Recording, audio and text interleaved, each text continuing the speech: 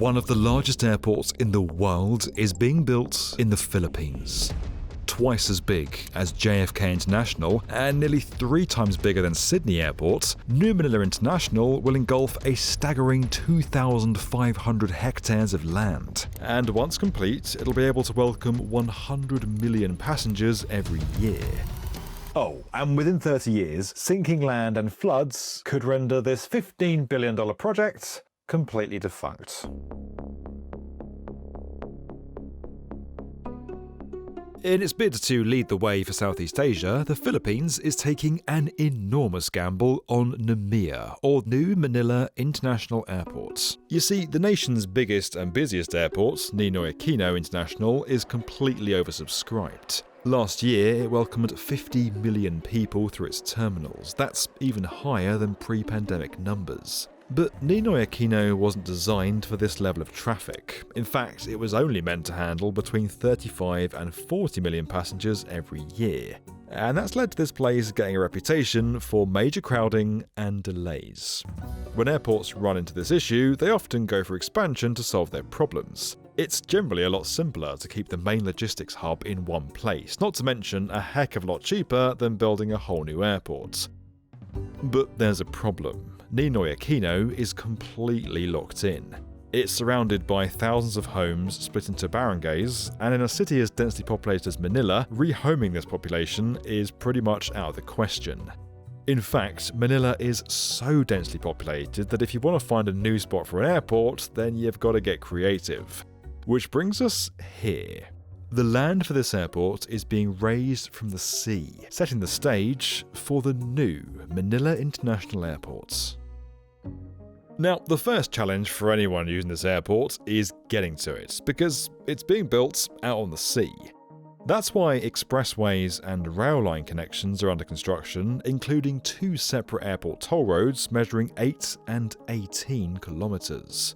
Follow those roads to the airport and you'll find a passenger terminal big enough to take your breath away.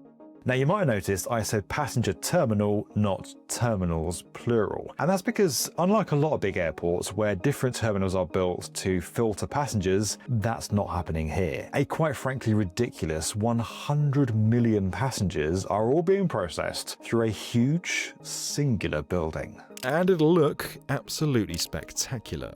While there is only one passenger terminal, airports are of course about more than just travellers. A huge amount of money is made from freight, so there is a cargo terminal also under construction. It'll span 52,000 square metres, enough to process 500,000 tonnes of cargo every year. But visually, there's no denying that the passenger terminal really does steal the show, with 6 concourses attached to the main hub. And in time, 4 runways ranging from 2,600 to 3,500 metres are going to be laid, with a reported capacity of 240 aircraft every hour. Now, for context, Ninoy Aquino processes about 40 aircraft an hour, Heathrow processes near 60, and the world's busiest airport, Hartsfield-Jackson in Atlanta, processes on average 100 aircraft every hour. The vision for New Manila International is bold right down to its foundations. Go back just 4 short years to 2021 and this site was just sea and fields. But it's gone through a dramatic transformation. A massive footprint of land has been developed using 150 million cubic meters of borrow material, which is basically a mix of sand and sediment collected from around the world. Now, there are a few different ways to do that, all of it centering on a few key principles. Here, Dutch dredging company Boskalis employed a selection of vessels known as dredgers to basically act like hoovers and suck up sand from one location before transporting it to another. Once the sand was deposited into Manila Bay, Boskalis went about preparing the land. It's all pretty straightforward so far. However, the problem with dumping sand and sediment into the sea is something called soil liquefaction.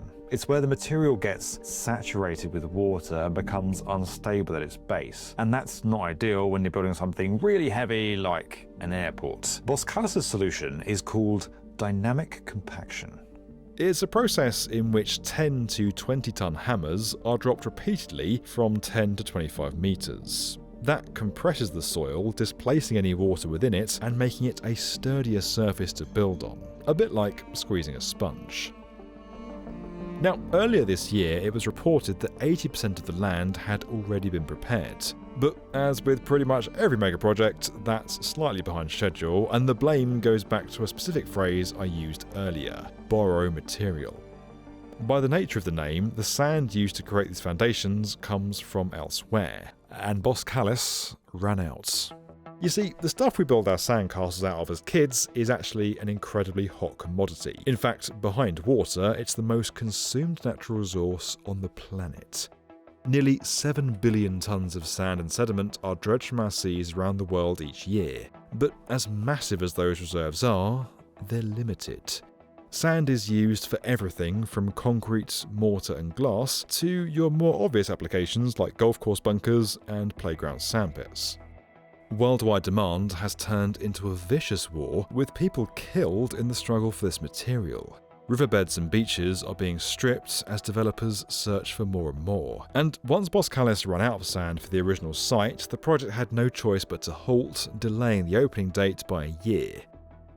Work is now back underway on the final sections of land development, but that's just one of a number of controversial hurdles to cross. As with many mega projects, the next problem was only just around the corner. In the case of this airport, it comes in the form of sinking land and floods.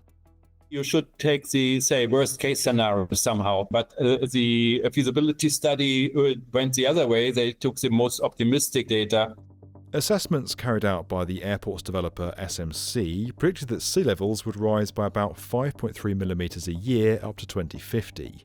But a variety of experts, including Olaf Neusner, say that figure is completely undercooked for this region. There is an average of sea level rise in the whole world, and this is in the range of 5 millimeters per year. But it's not the same all over the world. And the measurements in the Manila Bay are much higher. What is increasingly used is altimetric methods from satellite. And so you consistently see that in the Manila Bay, sea level is rising quite a bit faster than in the average all over the world. Their estimates is much closer to somewhere between 13 to 15 millimetres of sea level rise each year, nearly 3 times higher than SMC's verdicts. And if, like me, you're wondering how the sea level could be higher in one area than somewhere else, then know that it all comes down to currents and temperature, a process called stereodynamic sea level change. Ocean currents transport heat around the planet via the sea, but as the ice sheets melt, more fresh water is created, changing the sea's density and temperature. In turn, that changes the speed and location of where currents carry water. It means that coastlines close to melting ice are less likely to feel the impact of sea level rises than those countries further away. And when you couple that with storm surges, characterised by an abnormal rise in sea levels due to high winds and low atmospheric pressure, you have a problem.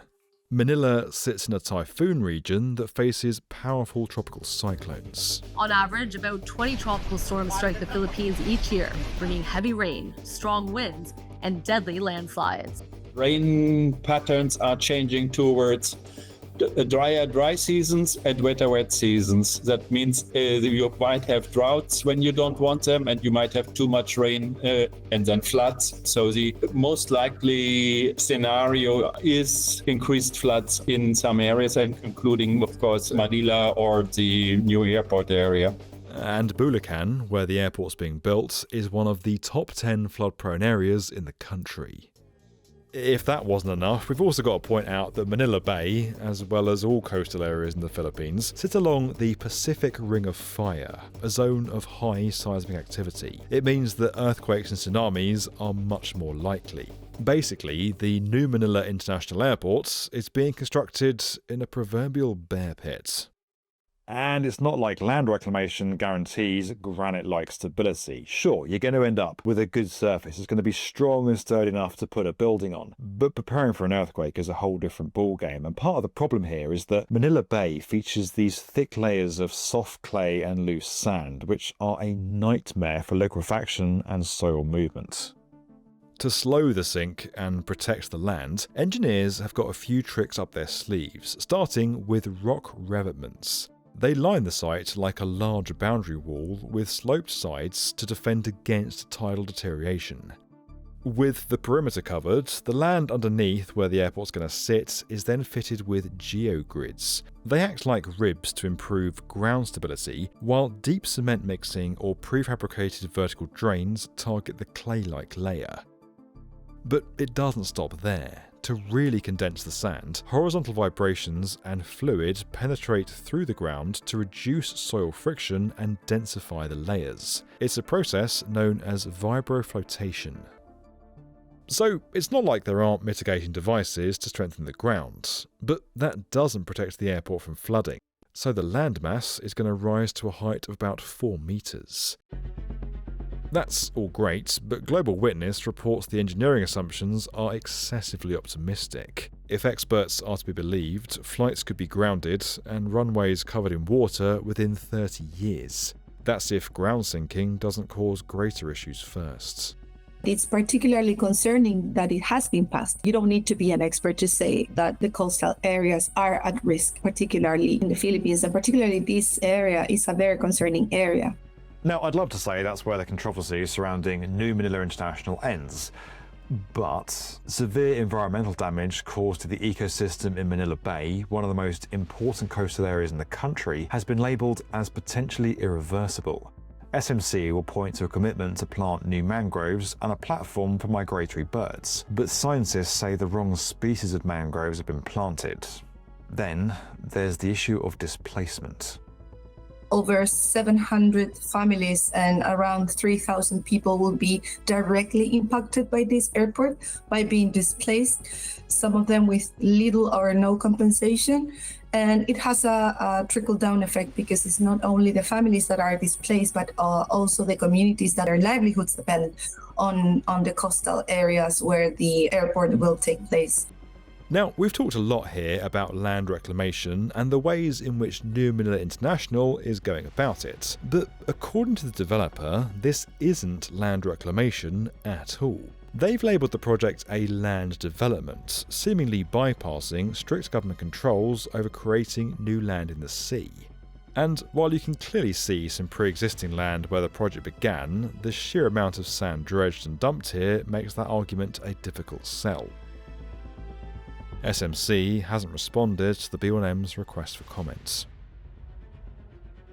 Despite the odds, New Manila International continues its development. Construction of the airport is set to begin in 2026, and roadways to the site are well underway. The whole project is just one piece of a wider vision to create a 12,000-hectare city, featuring houses, government buildings, a seaport, and an industrial zone. And while the old saying rings true that you need to spend money to make money, at $15 billion, this project does feel like an enormous gamble. If it all goes to plan, this airport could be one of the most impressive airports anywhere on the planet. But if you listen to the experts, New Manila International could be in for some serious turbulence. Don't forget that we're inspiring the next generation of builders through our investment into BrickBorrow, a fantastic LEGO subscription service. You can learn more and get started today over at brickborrow.com. And as always guys, if you enjoyed this video and you want to get more from the definitive video channel for construction, make sure you're subscribed to the B1M.